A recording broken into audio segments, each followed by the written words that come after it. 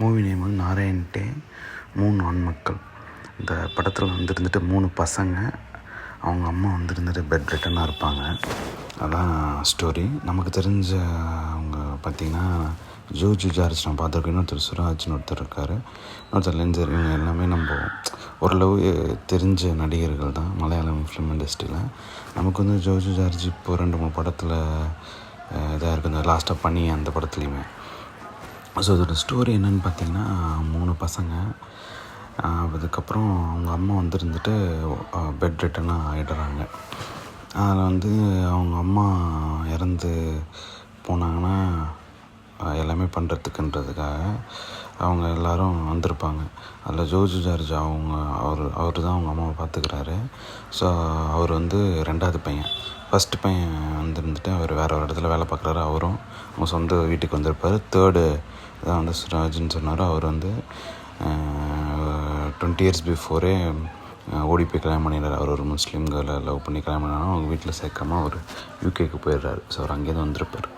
So அந்த ஸ்டோரியில் மெயினாக வந்துருந்துட்டு ஸ்லோ தாங்க மூவி, வெரி வெரி ஸ்லோ. பெருசாக ஒன்று இவ்வளோ நான் ஃபஸ்ட்டு சொன்னேன் பார்த்திங்களா, அதுதான் கான்செப்டே.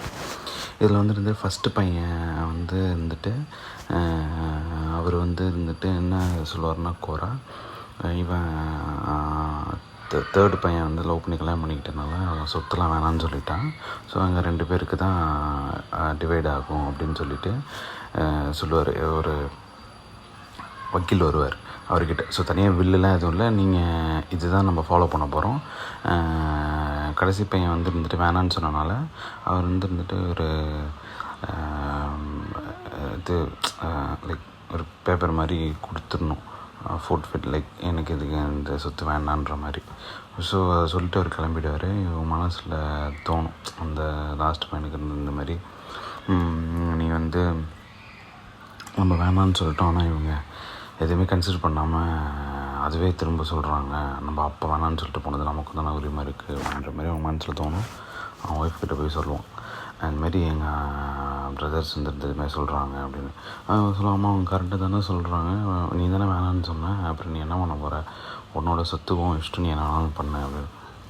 அப்புறம் அவங்க அண்ணனை கூப்பிட்டு சொல்லுவான், இல்லை எனக்கு சொத்து வேணும் அப்படின்ற மாதிரி. நீ வந்துட்டு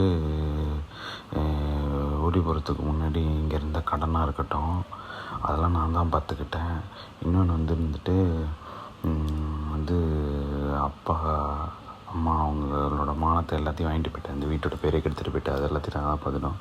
இப்போ நீ அதிலலாம் எதுலேயுமே பங்கெடுத்துக்காமல் இப்போ வந்து டேரெக்டாக வந்து சொத்து மட்டும் கேட்குறியான்ற மாதிரி சொல்லிவிடுவான். ஒரு வயசானவர் அவங்க கிராண்ட்சன் வருவாங்க, வந்துட்டு இந்த மாதிரி அவர் அந்த ஃபஸ்ட்டு பையன்கிட்ட பேசுகிறதுக்காக வருவாங்க. என்ன காரணம்னு பார்த்திங்கன்னா அவர் வந்து இவங்க அப்பா கிட்ட, இந்த 3 பசங்களோட அப்பா கிட்ட வந்துட்டு ஒரு நிலத்தை வந்து செல் பண்ணியிருப்பார் பண கஷ்டம் வந்தனால.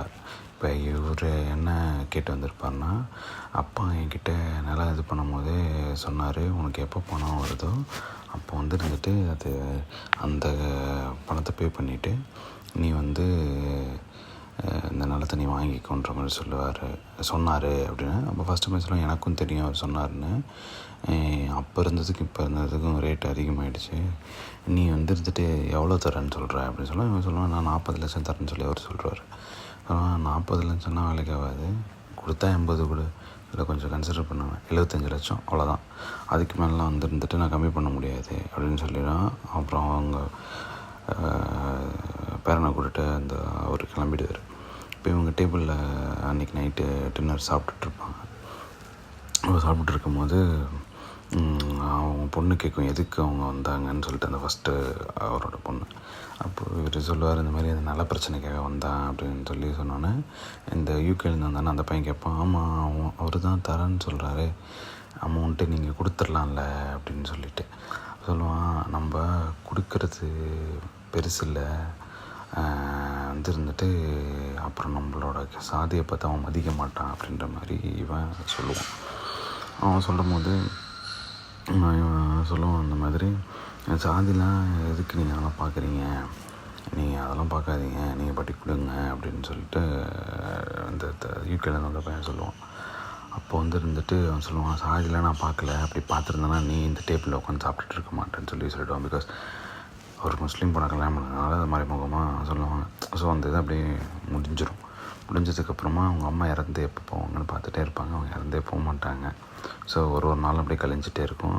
இவங்க இருந்துட்டு ஒரு சர்டன் டேஸ்க்கு இவன் யூகேக்கு டிக்கெட் புக் பண்ணியிருப்பான். அந்த ஃபஸ்ட்டு மேனுக்கு ஆஃபீஸ்லேருந்து கால் வரும். செகண்டாக இருக்கிறவருக்கு இருந்துட்டு அந்த ஊர்லேயே ஒரு சின்ன மளிகை கடை வச்சுருப்பார். ஸோ இதுக்கிடையில் இருந்துட்டு அந்த யூகேல இருந்தாங்க பார்த்திங்களா, அவருக்கு ஒரு பையன் இருப்பான். அவன் இருந்துட்டு 12th college first year something அந்த மாதிரி இதை காட்டுறாங்க. அவனுக்கு இருந்துட்டு ஒரு தங்கச்சி பிறந்திருக்கும். அவனுக்கும் இதுக்கும் கிட்டத்தட்ட 17 years 18 years டிஃப்ரென்ஸ் இருக்கும் போல். அப்புறம் அவர் பெரியவர் இருக்கார்ல, அவருக்கு ஒரு பொண்ணு இருக்கும். ஸோ இவங்க 2 பேரும் பேசிகிட்டு இருப்பாங்க. அந்த மாதிரி கசின்ஸ் தானே, அதனால் பேசுவாங்க. இதுக்கப்புறமா இவன் சொல்லுவான், ஏதாவது இங்கே பக்கத்தில் நல்ல இடமா காட்டு அப்படின்னு சொல்லுவாங்க. பக்கத்துலலாம் சுற்றி இடம்லாம் பார்த்துட்ருப்பாங்க. எல்லாம் எடுத்து பார்த்துட்டு இருக்கும்போது இவங்க இவங்களதில் களியாட்டம்னு சொல்லிட்டு ஒரு ஃபங்க்ஷன் நடக்கும். அந்த ஃபங்க்ஷனுக்கு போவாங்க எல்லாருமே கிளம்பி. அப்போ இருந்துட்டு அங்கே இருக்கவங்க சொல்லுவாங்க, ஜோர்ஜ் சர்ச்கிட்ட இந்தமாரி நம்ம தமிழ் ஆளுங்க தான் வர முடியும், இவங்க முஸ்லீமு எப்படி அப்படின்ற மாதிரி. அப்போ அந்த பொண்ணு சொல்லும், யூகேல இருந்தாலும் அவரோட ஒய்ஃப் சொல்ல, என்னால் பிரச்சனை ஒன்று நான் ஒதுங்கிக்கிறேன் அப்படின்னு சொன்னேன். ஜோர்ஜ் அதெல்லாம் பரவாயில்ல, எல்லாருமே வரலாம், நீங்கள் வாங்கன்னு சொல்லிட்டு கூப்பிட்டு போயிடுவான். ஸோ இவங்கெல்லாம் இங்கே கூப்பிட்டு போகும்போது அந்த யூகே அந்த பையனும் பெரியவரோட பொண்ணும் ஃபயர் ஒர்க்ஸ் பார்க்குறதுக்காக போகலான்னு சொல்லிவிட்டு அந்த கோயிலுக்கு பேக் சைடில் இந்த பேக் வாட்டர் மாதிரி இருக்கும், அங்கே போவாங்க. அங்கே போயிட்டு பார்த்துட்டு இருக்கும்போது அவங்களுக்குள்ள அப்போவே ஒரு மாதிரியாக பிடிச்சி போயிடும். நம்மளதில் இருந்துட்டு சித்தப்பா பையனா பிரதர்ஸ் சிஸ்டர்ஸ் தான் காட்டுவோம். அங்கே எப்படி அதை கொண்டுட்டு போகிறாங்கன்னு சொல்லி கதையில் எனக்கு தெரியல. அவங்களோட ரிச்சுவல்ஸ் கஸ்டம்ஸ்லாம் எப்படி இருக்குன்னு சொல்லிட்டு. ஸோ அங்கே இருந்துட்டு அவன் பார்த்துட்டு இருக்கும்போது அங்கே வெடிக்கும். அவங்க 2 பேரும் கிஸ் பண்ணிடுறாங்க. கிஸ் பண்ணிவிட்டு அப்புறம் வந்துடுறாங்க. வந்ததுக்கப்புறமா அன்றைக்கி நைட்டு என்ன ஆகும், யூகே போகிறதுக்கு நாள் ஒரு வாரமோ சம்திங் அந்த மாதிரி ஒரு டேட் சொல்லுவாங்க, 24th மாதிரி. அப்போ அந்த ஓடி போயிருந்தாரில் அவரோட ஒய்ஃப் சொல்லுவாங்க, இந்தமாரி வேலை இருக்குது, நம்ம சீக்கிரமாக கிளம்பணும், ஏன்னா இல்லைனா நமக்கு அங்கே லோன் வாங்கி வச்சுருக்கோம், அதெல்லாம் கட்டணுன்ற மாதிரி சொல்லுவாங்க.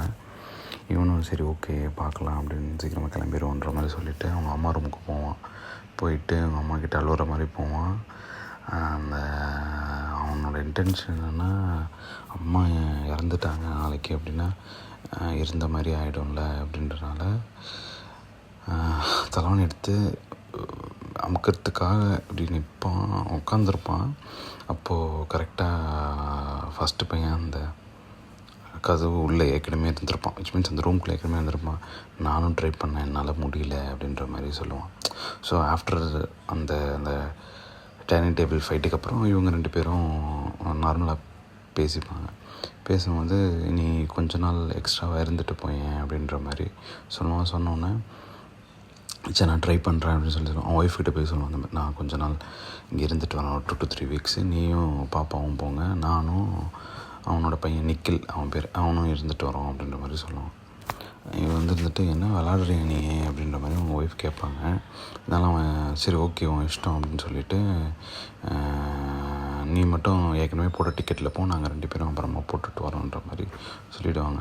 ஸோ இது நடக்கும்போது அந்த நிக்கில் அப்புறம் ஃபஸ்ட் பெரியவரோட பொண்ணு அவங்க 2 பேரும் மீட் பண்ணிப்பாங்க. விச் மீன்ஸ் அந்த பொண்ணு அவன் ரூமில் இருக்கும், இவன் வருவான். வரும்போது கரெக்டாக அவங்க சித்தப்பா ஜோர்ஜ் ஜார்ஜ் அவர் இருந்துட்டு ஸ்டஃப் வச்சுருப்பார், சிகரெட் இது. அதை இருந்துட்டு 2 பேரும் இது பண்ணி அடிச்சிட்ருப்பாங்க. இவங்க கரெக்டாக கதவை தட்டிடுவாங்க. கதவை தட்டினோன்னே அவங்க சித்தப்பாட்ட சொல்ல, அந்த மாதிரி நான் சும்மா தான் பார்த்துட்டு இருந்தேன், அப்படின்னு சொல்லுவான். நீ என்ன தான் ஸ்ப்ரே அடித்தாலும் கதை தரது முன்னாடி இவங்க இந்த ரூம் ஸ்ப்ரே அடிப்பாங்க, என்ன தான் நீ ஸ்ப்ரே அடித்தாலும் ஸ்மெல் எனக்கு தெரியும்னு சொல்லிவிட்டு அவனும் சரி நம்ம அடிப்போமா அப்படின்னு சொல்லுவான். சொல்லிவிட்டு சரின்னு சொல்லி உள்ளே கூடுவாங்களா, ஸ்கோர்லாம் பண்ணிவிடுவாங்க. ஒரு பஃப் அடிச்சுட்டு கிட்ட எடுத்துகிட்டு போய் எவ்வளோ தைரியம் இருக்கும் என்கிட்ட இது பண்ணுறேன்னு சொல்லி சிரிச்சுட்டு அவன் மட்டும் அடிப்பான், இவங்க 2 பேரும் அடிக்க விட மாட்டான் ஜார்ஜ். சொல்லிட்டு இவங்க அடிச்சுட்டு அவர் மட்டும் அடிப்பார். அடிச்சுட்டு இருக்கும்போது நீங்கள் என்ன கல்யாணமே பண்ணிக்கல, அந்த 2 பசங்களும் கேட்பாங்க நீங்கள் கல்யாணம் பண்ணிக்கல என்ன ஏதுன்னு சொல்லிவிட்டு. அப்பாவும் ஜார்ஜ் அவரோட ஸ்டோரியை சொல்லுவார். சொன்னதுக்கப்புறம் அது அப்படியே அந்த இது இருந்துட்டு அந்த இரவு அப்படியே போயிடும். போனதுக்கப்புறமா இவங்களுக்குள்ளே இருந்துட்டு ஒரு கெமிஸ்ட்ரி மாதிரி ஒர்க் அவுட் ஆகிட்டுருக்கும் நடுவில். அது அப்படி போயிட்டே இருக்கும். ஸோ இவங்க இருந்துட்டு இருக்கலாம் அப்படின்ற மாதிரி இது பண்ணி நைட்டு சாப்பிட போகும்போது அவங்க அந்த யூகேலேருந்து அவரோட ஒய்ஃப் இருந்துட்டு குழம்பு கேட்பாங்க. இவர் பெரியவர் எடுத்து கொடுப்பாரு.